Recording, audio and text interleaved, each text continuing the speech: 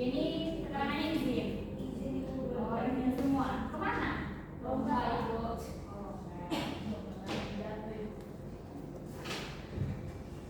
Anak-anak, gimana kabarnya hari ini? Alhamdulillah baik. Semangat? Semangat. Menurut ibu nggak semangat? Udah lemes. Kita iced breaking dulu ya. Ayo berdiri. Karena kalian semua anak-anak Gen Z, ibu mau iced breaking tepuk velocity. Ikutin ibu ya. Kalau ibu bilang tepuk velocity, gu, ha, gu, ha, weh. Oke? Tepuk velocity, gu, ha, gu, ha, weh. Sekali lagi. Oke. Tepuk velocity, gu, ha, buha, weh. Oke, duduk semua.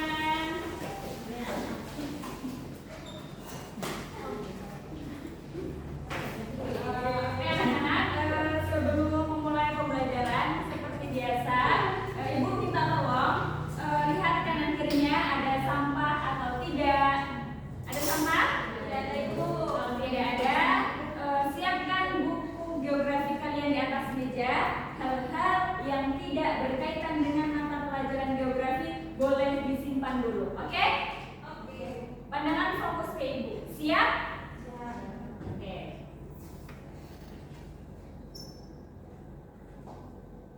Anak-anak, kemarin kita sudah belajar mengenai letak astronomis dan letak geografis Indonesia. Sekarang kita akan masuk pada materi baru.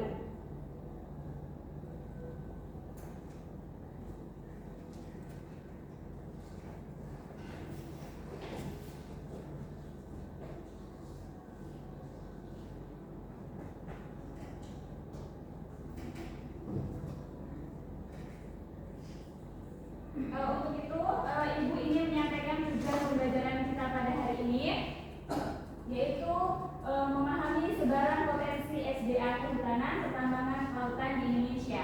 Kemudian menganalisis permasalahan nyata dalam pengelolaan SDA, kemudian merumuskan solusi pemanfaatan SDA yang sesuai dengan prinsip pembangunan berkelanjutan. Dan yang terakhir, mengkomunikasikan hasil pemikiran kritis secara kolaboratif.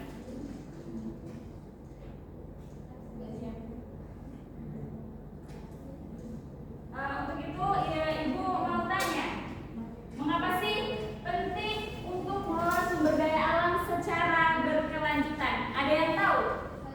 Ya, Elsa apa? Kalau menurut saya mengapa penting karena sumber daya alam itu kan tidak selalu tersedia. Kenapa? Karena kalau digunakan secara terus menerus tanpa kita perhatikan kelestariannya, maka sumber daya tersebut bisa habis, rusak, atau tidak bisa lagi mampu memenuhi kebutuhan manusia di masa depan. Contoh, kita perhatikan di wilayah daerah Papua, semua sumber daya alam dan kelestariannya di sana kan hampir sudah habis. Karena apa? Karena keserakahan manusia. Oke, bagus. Tepuk tangan untuk Elsa. Lanjut. Apa sih itu pengertian dari sumber daya alam? Definisi dari sumber daya alam adalah semua potensi benda mati dan makhluk hidup yang mendukung dalam kehidupan manusia. Itu adalah definisi dari potensi sumber daya alam. Kemudian manfaatnya memiliki nilai ekonomi dan ekologi yang kuat, mendukung kesejahteraan masyarakat dan pembangunan negara. Kemudian perannya berperan sebagai modal pertumbuhan dan perkembangan ekonomi. Selanjutnya, ada klasifikasi sumber daya alam berdasarkan jenisnya. Yang pertama ada hayati, biotik, dan yang kedua ada non-hayati, abiotik. Apa itu hayati?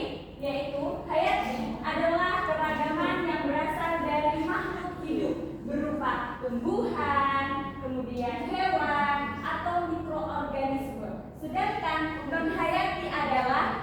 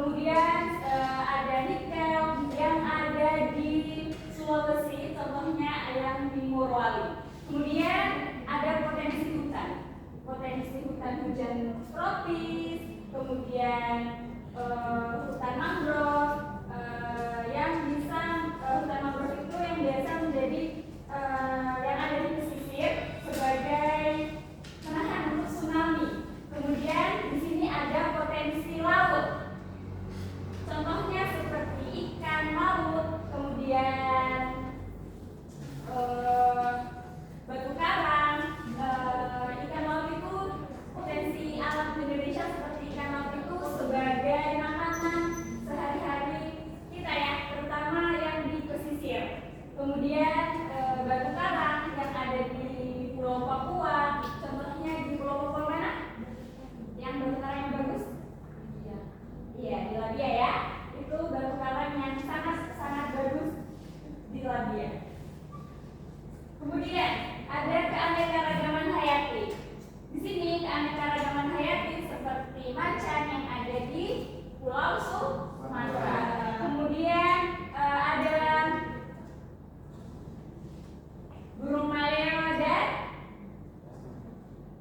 yang ada di Sulawesi Tengah. Oke. Lanjut. Prinsip pengelolaan sumber daya alam berkelanjutan. Yang pertama, memperhatikan keberlangsungan dan kelestarian lingkungan. Yang kedua, mempertimbangkan aspek ekonomi, sosial, dan juga lingkungan. Yang ketiga, menjaga keseimbangan antara pemanfaatan dan konservasi. Dan yang terakhir, memanfaatkan teknologi ramah lingkungan. Nah, tantangan pengelolaan SDA di Indonesia. Yang pertama, ada eksploitasi berlebihan, pemanfaatan sumber daya alam melampaui kapasitas regenerasi. Kemudian ada kerusakan lingkungan, yaitu aktivitas seperti tambang dan deforestasi merusak ekosistem. Yang ketiga, ada konflik kepentingan, yaitu perebutan SDA antara pemerintah, perusahaan, dan masyarakat. Kemudian yang keempat, distribusi tidak merata. Manfaat SDA tidak dirasakan secara adil oleh semua pihak. Dan yang terakhir, ada keterbatasan teknologi, minimnya teknologi ramah lingkungan, memperburuk eksploitasi. Oke, di sini ada yang mau ditanyakan anak-anak? Ya, ada Ibu. Sudah ada yang tanya? Ya, Berarti semua sudah paham ini? sudah. Kalau begitu ibu yang tanya. Ibu tanya ya, jawab. Karena sudah paham semua toh? Oke, mau ada? Ibu tanya. Apa itu sumber daya alam yang dapat diperbarui dan sumber daya alam yang tidak dapat diperbarui? Sumber daya alam yang dapat diperbarui itu Ibu, sumber daya alam yang secara alami dalam waktu relatif singkat, contohnya seperti air, tanah, hutan, dan angin. Kemudian sumber daya alam yang tidak dapat diperbarui itu jumlahnya terbatas dan tidak bisa diperbarui dalam waktu yang singkat, contohnya seperti minyak bumi, batu bara, emas, dan gas alam. Oke, berarti aku untuk warga. Oke, menurut ibu kalian sudah paham kan? Sekarang ibu beri tugas menjadi 3 kelompok ya. Kelompok 1, kelompok 2, dan kelompok 3. Ini tugas kalian.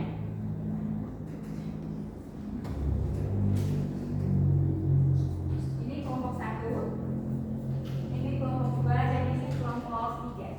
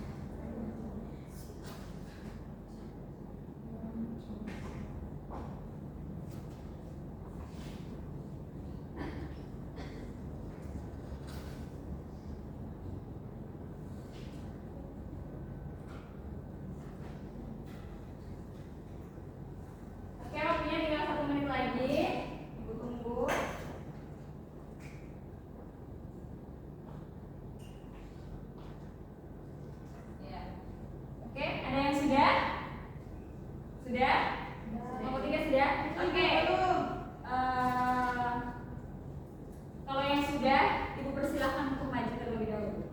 Kelompok 3 boleh dipresentasikan.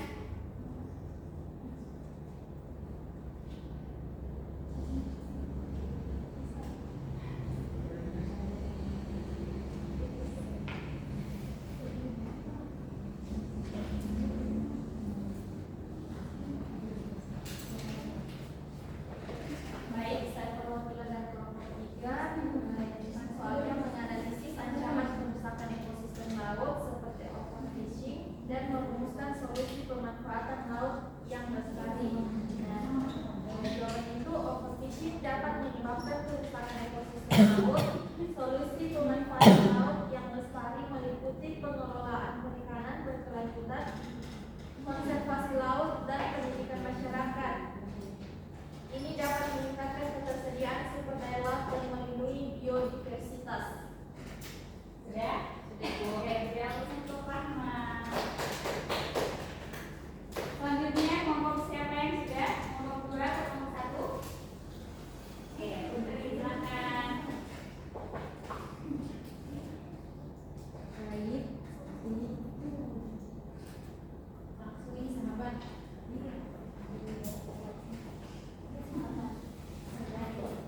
Baik, kami dari kelompok 1. Jadi jawabannya yaitu hutan yang terpecah menjadi area-area kecil membuat populasi hewan terisolasi. Hal ini menghambat pergerakan, membatasi akses sumber daya, dan meningkatkan risiko kepunahan karena keterbatasan variasi genetik. Sudah? Sudah Oke, Ibu. tepuk tangan untuk Putri.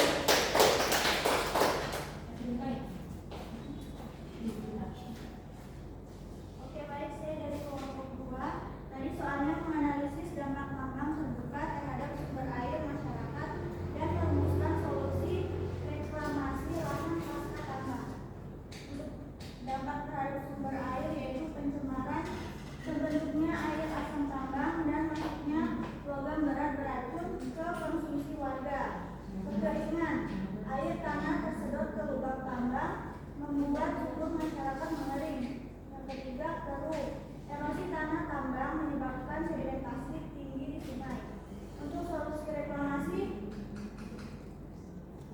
revegetasi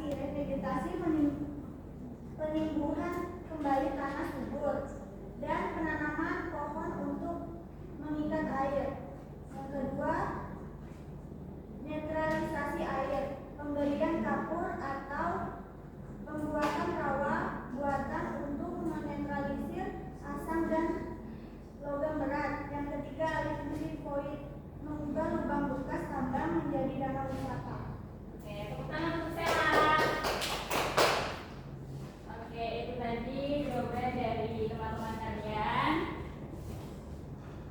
Ibu rasa kalian sudah paham semua ya? Sudah?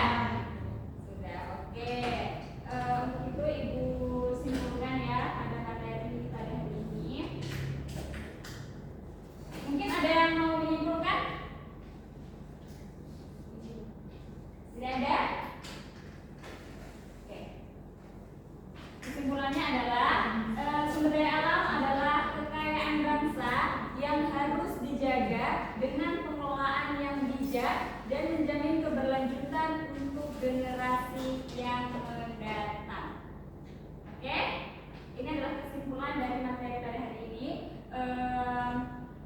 Menurut Ibu kalian semua sudah paham. Kita akan lanjut pada materi berikutnya untuk minggu depan, yaitu mengenai mitigasi bencana banjir. Ibu kasih tugas kepada kalian semua cari mengenai bencana alam banjir yang ada di Indonesia, kemudian kumpul minggu depan di ruang guru. Oke? Oke, siap.